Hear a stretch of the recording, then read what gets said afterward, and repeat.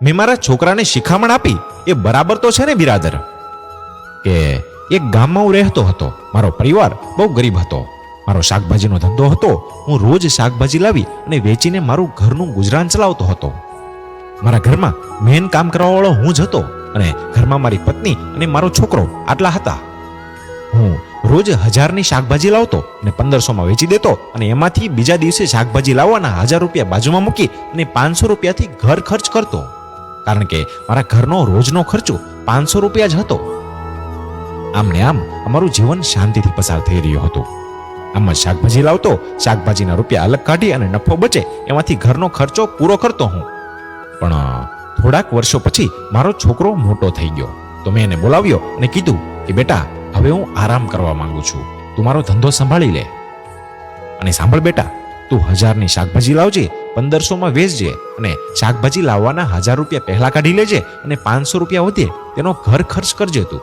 અને હા, નાની મોટી તકલીફ પડે ને તો જાતે જ સોલ્વ કરી લેજે, પણ કોઈ મોટી મુસીબત આવે ને તો મારી પાસે આવજે.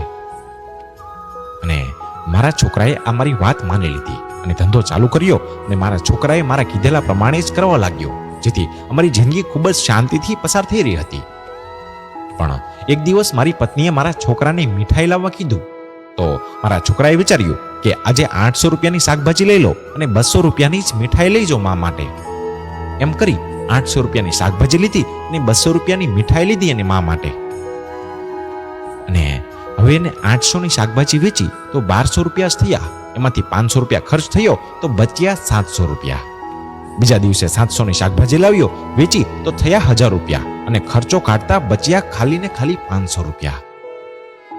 તો મારો છોકરો ટેન્શનમાં આવી ગયો અને આખી રાત ઊંઘ્યો નહીં. એને મારી વાત યાદ આવી કે પિતાજીએ કીધું હતું કે શાકભાજીના રૂપિયા પહેલા કાઢી લેજે, પણ હું માન્યો નહીં અને આમ ને આમ તો હું કંગાળ થઈ જઈશ. મને 200 રૂપિયાની મીઠાઈ કેટલી મોંઘી સાબિત થઈ. એ બહુ પરેશાન થઈ ગયો અને સીધો મારી પાસે આવ્યો અને આખી વિગત મને જણાવી અને કીધું કે પિતાજી, હું બહુ મોટી મુસીબતમાં પડી ગયો છું. અને એમ એની વાત સાંભળીને પહેલા તો મને બહુ ગુસ્સો આવ્યો, પણ પછી મેં એને શિખામણ આપી કે તું ઘરે જા અને બધાને કહી દેજે કે આજે બધાને ઉપવાસ રાખવાનો છે, એનાથી આપણા ઘર પર આવેલી મુસીબત ટળી જાય. મારા છોકરાએ મેં કીધું ને એમ જ કર્યું અને ઘરે જઈ અને બધાને કહી દીધું. અને બીજા દિવસે એની પાસે 500 વધેલા ને એની શાકભાજી લાવી અને વેચી તો એના થયા 900. ઘરે આવ્યો તો બધાને ઉપવાસ હતો એટલે એમાં ખર્ચો પણ ના થયો. તો એ 900ની શાકભાજી લાવ્યો, એના થયા 1600.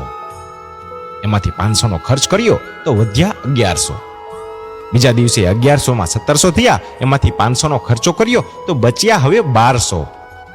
એના થયા 1900 અને એમાંથી ખર્ચો થયો 500 તો હવે બચ્યા 1400. ધીરે ધીરે મારા છોકરાને સમજાયું કે જિંદગી પાછી લાઈન પર આવી ગઈ છે. હવે એ મીઠાઈ પણ ખરીદી શકે અને ખર્ચો પણ કાઢી શકે એટલા રૂપિયા છે એની પાસે હવે તો.